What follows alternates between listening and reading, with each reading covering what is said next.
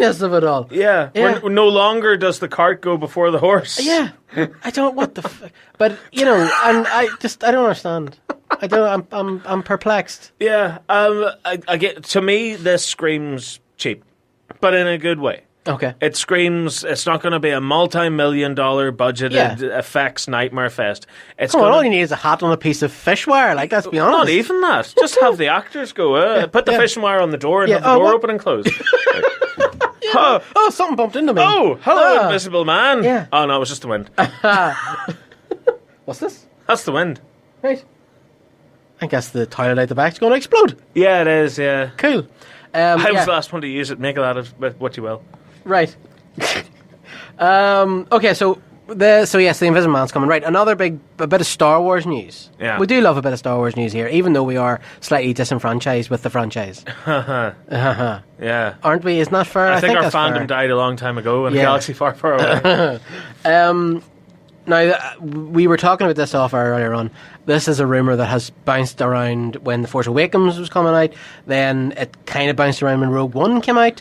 Then it was bounced around whenever The Last Jedi came out. Yeah. But word on the street is that Hayden Christensen is coming back to play a Force ghost in the new movie. Yes. In Episode 9. But more specifically, it's going to be Anakin Skywalker, and it'll morph between Anakin Skywalker and Darth Vader. Yeah.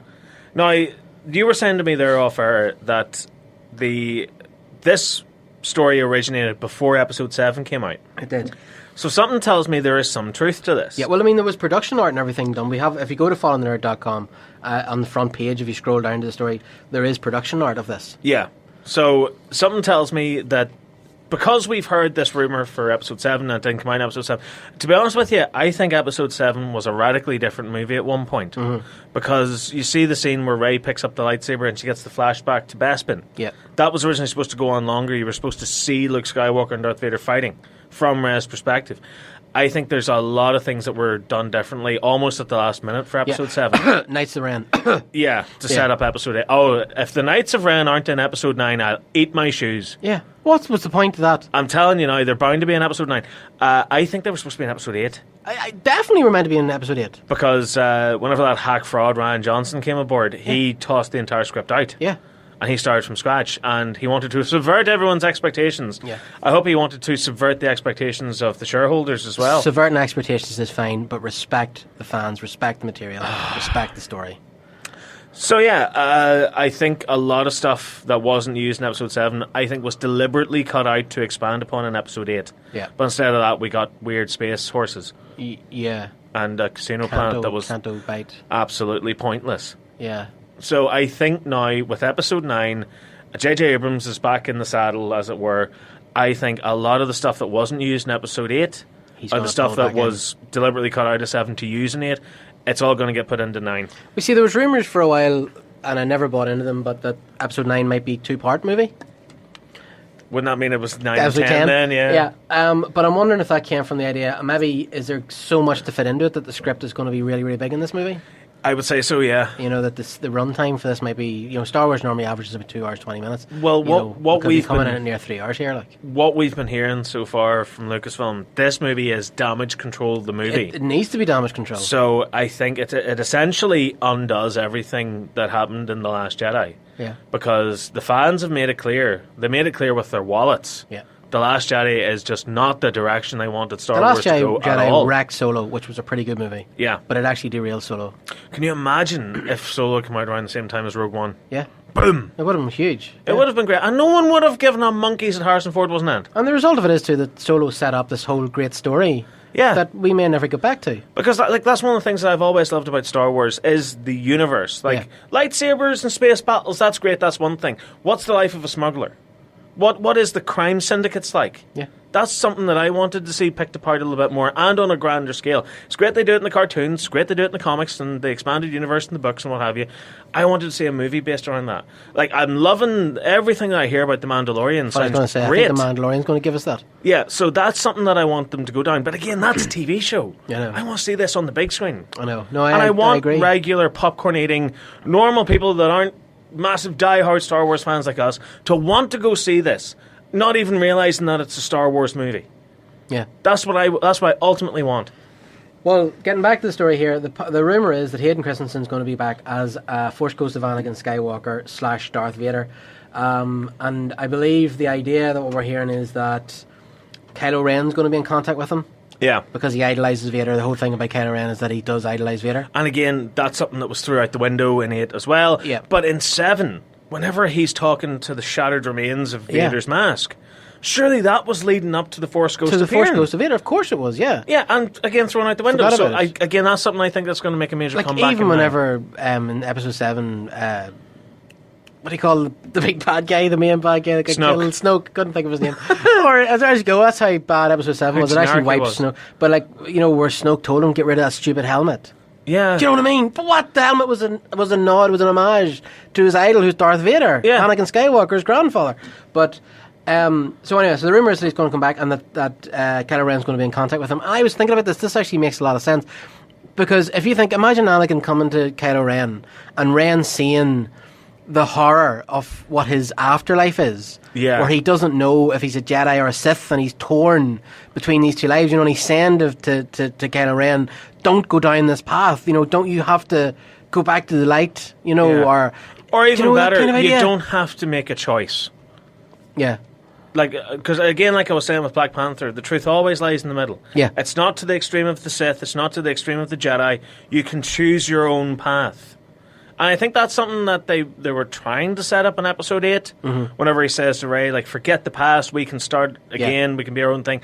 And then they immediately ruin it in the next scene by having him in charge of one of the AT-ATs. Yeah, he's trying to gun down Luke Skywalker.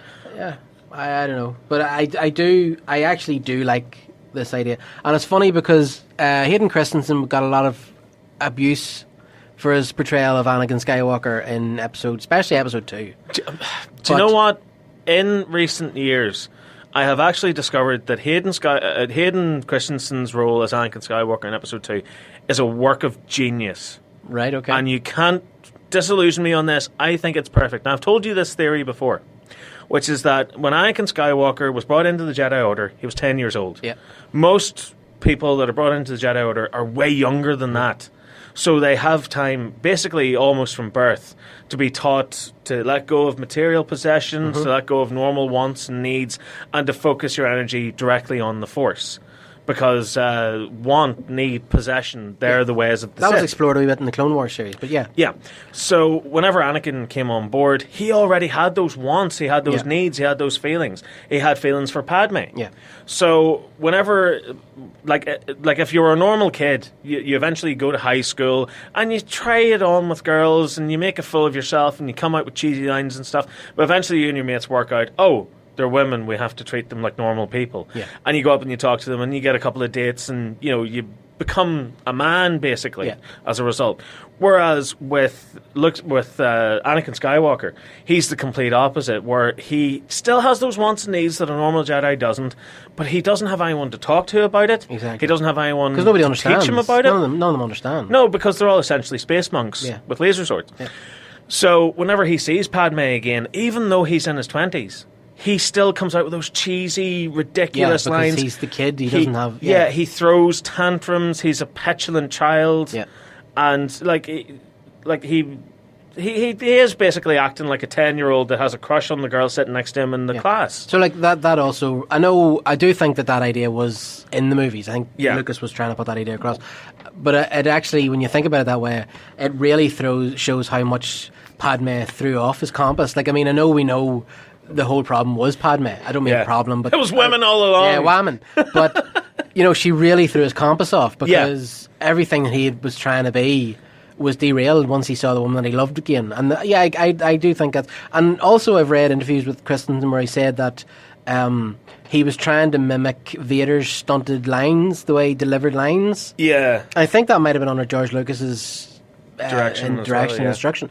But it really seems though that the fandom has brought him back in again. They've really sort of warmed. I think the prequels there's been like a renaissance for the prequels. Yeah. Which I love the prequel. I love episode 3. 1 and 2 are all right. You have but love I love for episode 3. I have love for Yeah. a lot of different things in them. Yeah. But yeah, I mean, I like this idea. As you say, they're not without their faults. No, But certainly not. Like, the more you sit down and study them, were they that bad? I know. Were they worth all the outrage? No. But what is? I mean, we live in a world of outrage. Yeah. Christ, everything's outrage now. Isn't Yeah, it, though? it is. Oh my God, look at Lobo, he's crap. If only this show would provoke a bit of outrage, we'd get more listeners. I know. No, I actually think it's a good idea, and I think it'd be a great way as well of pulling the prequels into the story again. Yeah. It's like poetry, they rhyme. Yeah.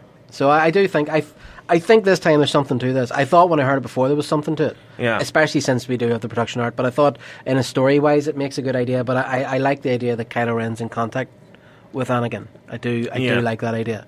Because we know one thing that we do know about Kylo Ren that the movies have done is that there is the conflict in him. I genuinely thought the payoff was going to be whenever he killed Han. That's when he was going to see the Force Ghost. Right, okay. I thought that's what it was going to be, and it was... And even if they did something like earlier in the movie, whenever he's talking to Vader's helmet... Easy now. Trying not to laugh. He's talking to the Anakin side. Yeah. But then after he kills Han Solo, he's talking to the Vader side. Yeah. This is a conversation I've had with a lot of people. Do you think whenever Kylo Ren was talking to Han on the bridge, that the conflict was real? Like when he was saying to Han, can you bring me back? Can you save me? I think it was real. I think it was real. I agree. I do think it was real. I think at that point he wanted to be saved. I think it was real. I've heard the rumours going around that it was Han Solo himself that ignited the lightsaber. Yeah, I've heard that too. I've heard that, and I buy that. Yeah, but they would need to go back and show that. I think they would need to go back and have Kylo Ren say, I didn't ignite that saber or something. Do you know what I mean? No, I think if they go back and show it, it'll be from a different angle. Yeah. Where you'll actually see like a close-up of Harrison Ford's thumb flicking the button switch on. Or something, yeah. But if you listen to that sequence, there's a lot of double meanings to a lot of the dialogue in that. Yeah. And I think the way it's shot is pretty brilliant too.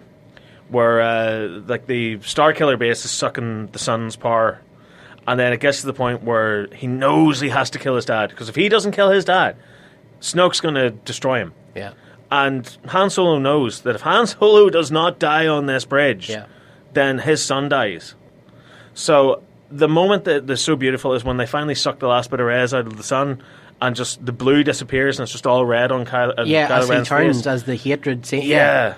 Yeah. I thought, that's so beautiful. Yeah. And again, this could have been something that was going to go on to be explored a wee bit more, maybe in episode 7 or episode 8. Yeah. Before it was bastardized. Yeah. Threw the baby out with the bathwater. Yeah. But I do like that idea. I think there is something to be explored in that. And I think up until the bit where Han is actually killed, I don't like that scene, and not because Han dies. I just don't think it's as impactful as it should be. But I think that whole conversation on the bridge is really, really good. The Force Awakens is a really good movie. It is, yeah. The Force Awakens is a really great movie. I think there's a lot more to it. Okay. Because I think with episode 7, they had all these grandiose ideas, and you know what J.J. Abrams is like. Yeah. He'll have the mystery boxes and the mystery boxes, and then more mystery boxes inside those mystery boxes. I think that's what the original plan for episode 7 was. As I said earlier, I think there's a lot more in that movie that was cut out or scaled back, because ultimately what they wanted to do was, we're Disney.